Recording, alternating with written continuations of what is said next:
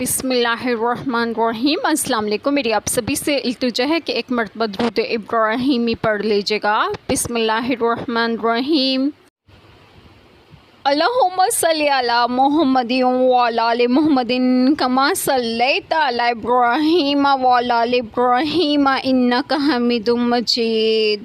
اللہم بارک علی محمد وعلی آل محمد کما بارکت علی ابراہیم وعلی آل ابراہیم انک حمید مجید۔ بسم اللہ الرحمن الرحیم۔ اے آدم علیہ السلام کی اولاد، اگر تمہارے پاس تم میں کے رسول آئیں، میری آیتیں پڑھتے تو جو پرہیزگاری کرے اور سنورے تو اس پر نہ کچھ خوف اور نہ کچھ غم۔ بسم اللہ الرحمن الرحیم۔ آج جو بات میں آپ لوگوں سے ڈسکس کروں گی وہ یہ ہے کہ اس آیت کریمہ میں ہے کہ اے آدم علیہ السلام کی اولاد، اگر تمہارے پاس تم میں کے رسول آئیں۔ مفسرین کے اس میں دو قول ہیں، ایک تو یہ کہ رسول سے مراد تمام مرسلین ہیں، دوسرا یہ کہ خاص سید عالم خاتم الانبیاء صلی اللہ علیہ وسلم مراد ہیں، جو تمام خلق کی طرف رسول بنائے گئے ہیں، اور صیغہ جمع تعظیم کے لیے ہے میری آیتیں پڑھتے تو جو پرہیزگاری کرے، ممنوعات سے بچے اور سنورے، طاعت و عبادات بجا لائے تو اس پر نہ کچھ خوف اور نہ کچھ غم ہوگا۔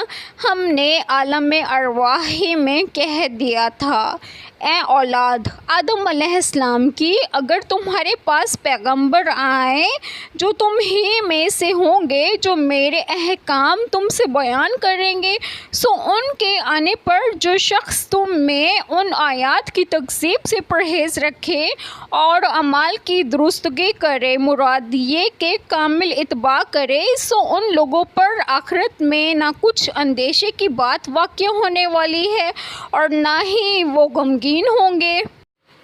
گزشتہ آیات میں بنی آدم کے لیے 3 نداؤں کا بیان ہوا، جن میں عقائد و اعمال میں ابلیس کے اتباع اور موافقت سے اور احکام الہیہ کی مخالفت سے ممانعت فرمائی۔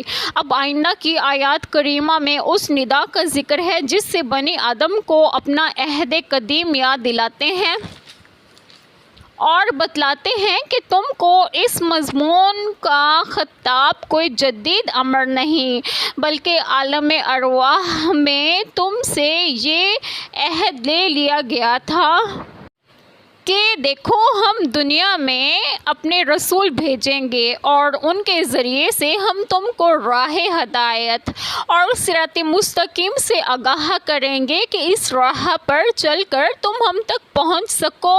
قیامت کے دن کتنے ہی لوگ نور کے منبروں پر ہوں گے، جیسا کہ سید عالم صلی اللہ علیہ وسلم نے ارشاد فرمایا۔